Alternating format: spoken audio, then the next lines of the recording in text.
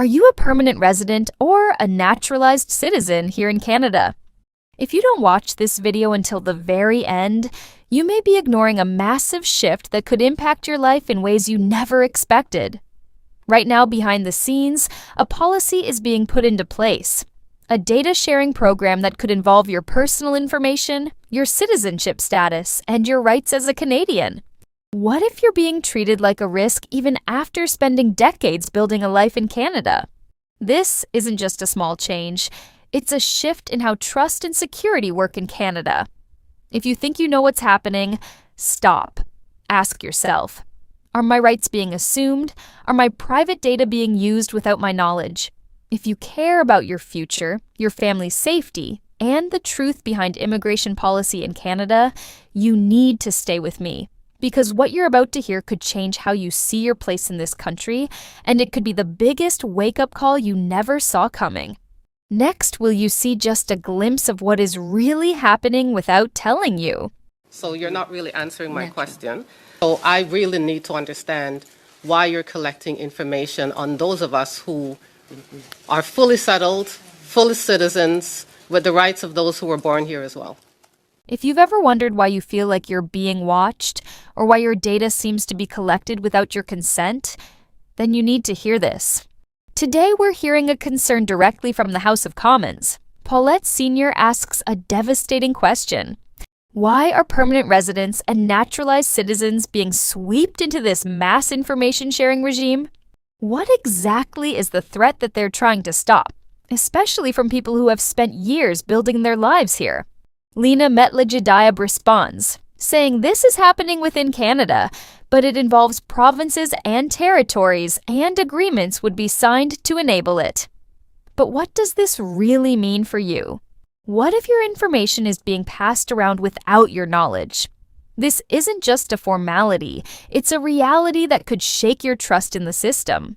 If you think this doesn't affect you, think again, because this is a wake-up call for everyone who calls Canada home. What you need to know today.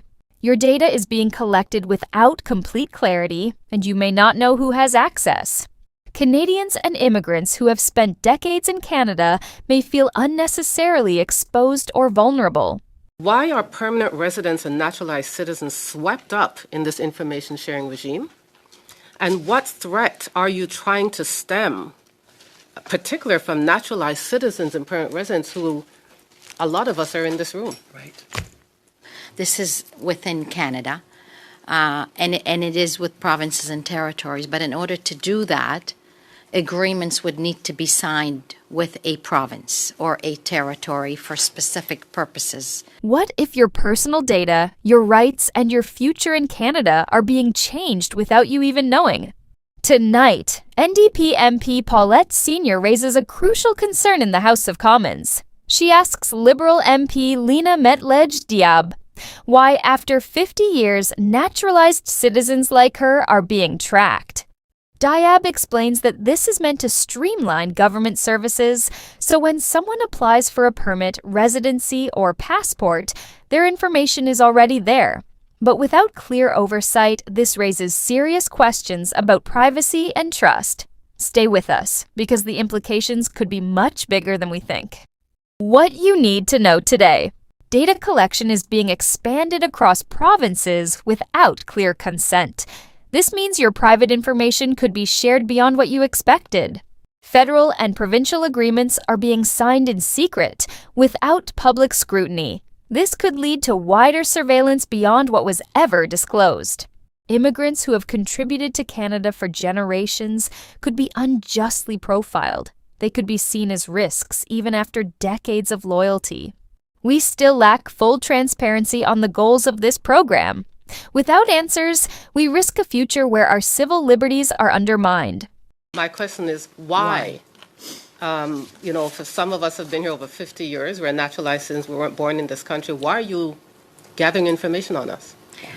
It's actually to facilitate and make it more efficient and easier claims for the people that are applying, so that when they apply for one service from government, their information is there and we can use it for another service. So for example, if they apply for a work permit and later apply for permanent residency, later apply for a passport, Why is the government collecting data on citizens who have been in Canada for 50 years? In the House of Commons, NDP MP Paulette Senior speaks out. She emphasizes that she has lived in Canada for over 50 years as a naturalized citizen and already holds a passport. She argues that the government is not answering her question, and that this collecting of information is creating a divide between Canadians, those who were born here and those who became citizens. Senior calls for clear answers, so Canadians like her who are full citizens are not left feeling excluded. What you need to know today. Naturalized citizens who have contributed decades to Canada are still being tracked. She already holds a passport, yet her data is included in the system. Senior sees this as a dangerous divide between Canadians. It makes some people feel less trusted even after a lifetime of integration. There is a risk that citizens feel they are being treated as second class. Without clarity, this breeds a sense of isolation. We must understand the real purpose behind this collection. If we don't, we risk losing the unity that should define all Canadians. I already have a passport because I'm a naturalized citizen. So you're not really answering my question. And really, I see this as really creating a divide among Canadian citizens. So I really need to understand why you're collecting information on those of us who are fully settled, fully citizens, with the rights of those who were born here as well. Is the government now sharing newcomers' information directly with provinces across Canada?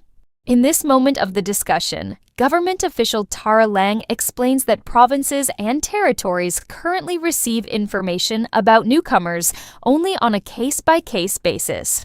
However, under new authorities, the federal government could sign formal information sharing agreements with provinces and territories that would define what information can be shared and when. According to Tara Lang, the goal is to help provinces know when newcomers are living and working in their region, so they can provide the benefits and services they are entitled to. What you need to know today. Provinces may receive more consistent information about newcomers. This could change how immigration data is shared across Canada. New agreements would define what information can be shared. This means clear rules about which data provinces can access. The government says this will help provinces prepare services. Programs like settlement support and benefits could be planned better. However, this also raises questions about privacy. Sharing data between governments requires strong transparency and trust. There's a few pieces about the benefits. So the first is that right now, provinces and territories only receive information about newcomers on a case-by-case basis. With these new authorities, we would enter into information sharing agreements, and those would very much specify what kind of information would be shared and when. And so the purpose of this is to allow provinces to know that you have these new people working and living with you, and they are entitled to these types of benefits. If the data collection is not new, then why are longtime citizens still being included in it? In this part of the discussion, NDP MP Paulette Senior again questions why information is being collected on people like her who have lived in Canada for more than 50 years. She makes it clear that after decades of living in the country, she wants to understand why naturalized citizens are still part of this data collection process.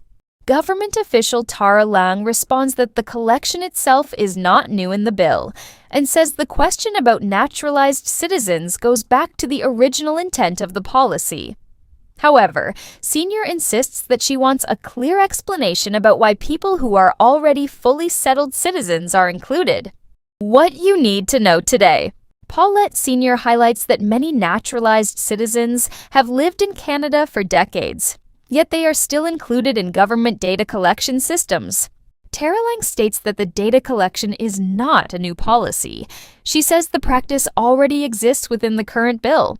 The debate shifts to the intent behind including naturalized citizens. This raises questions about why long-established citizens are still part of the process. Not new. Right. I've been here for 50 years, 53 in fact. So why would you be collecting information on people like me? So again, the collection isn't new in the bill. And so what I would say the naturalized citizenship part of it is, and we can take this back to say what was the intent with naturalized citizens. I'd like to understand that. Is absolutely what the minister was saying. Why would the government want to share immigration information that was previously restricted? In this discussion, Tara Leng explains that the intention behind the policy could be to allow information sharing within the immigration system itself.